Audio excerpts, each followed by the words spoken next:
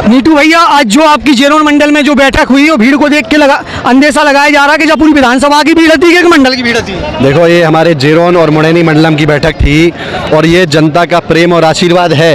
ये हमारे क्षेत्र की जनता स्वर्गीय पिताजी का कमाया हुआ परिवार है और इस परिवार ने उपचुनाव में भी पूरी ताकत के साथ अपनी शक्ति दिखाई थी, लेकिन चूंकि प्रशासनिक अधिकारियों ने दुरुपयोग किया था, माननीय मुख्यमंत्री जी, बड़े बड़े मंत्री घूमे थे और दुरुपयोग की वजह से कुछ कमी रह गई थी। लेकिन इस बार जनता पूरी तरह से तैयार है।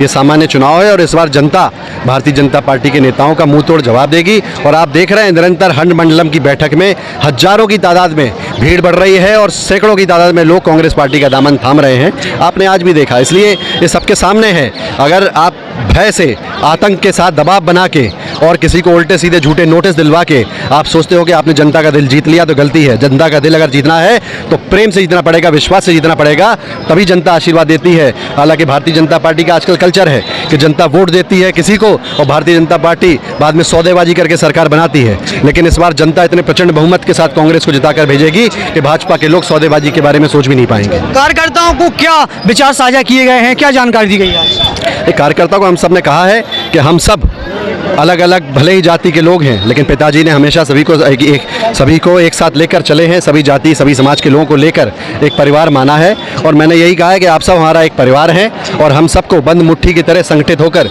ये चुनाव लड़ना है। और जनता और कार्यकर्ता इस बार भारतीय जनता पार्टी के नेताओं को नितिन सिंह राठौर जवाब नहीं देगा, इस बार यहाँ की जनता जवाब देगी और उनको जब चुनाव के नतीजे आएंगे तो एहसास हो जाएगा कि यहाँ की जनता ने क्या तय किया था। अब की बार नदिया पार जो नारो चल रहा विधानसभा में से जो कहा है, अब देखिए, इस पर ज़्यादा टिप्पणी मैं तो नहीं करता हूँ, लेकिन फिर भी इतना जरूर कहूँगा कि ये जनता समझती है कि एक तरफ भारतीय जनता पार्टी से उत्तर प्रदेश के नेता है और दूसरी तरफ उनके घर का बेटा है। अब ये तय इनको करना है कि उत्तर प्रदेश का नेता या घर का बेटा। उत्तर प्रदेश का नेता आया तो 2 साल में यहाँ भय का वातावरण बनाया, चोरी लूट डकैती करवाई, पूरे विधानसभा क्षेत्र में आज खुली सांस में लेना मुश्किल पड़ रहा है लोगों का।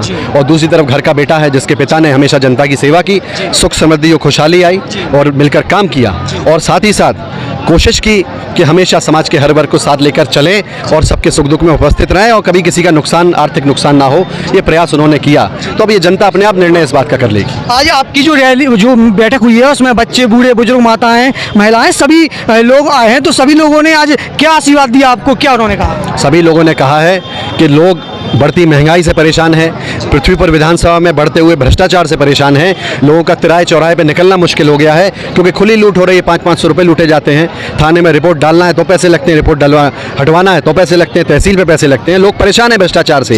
गाँव में बिजली नहीं है, पानी की व्यवस्थाएं नहीं है, सड़क की बड़ी बड़ी बातें करते हैं, कई जगह सड़कों में गड्ढों पे गड्ढे भरे हुए हैं। तो ये स्थितियां इस वक्त पृथ्वी पर विधानसभा की 2 वर्षों में हो गई है।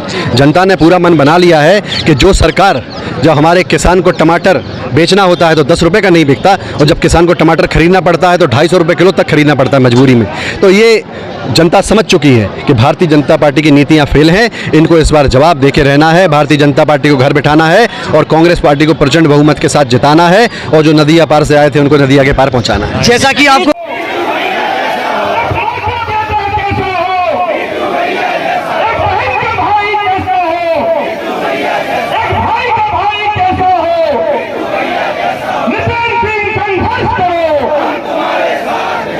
तालियों के साथ आमंत्रित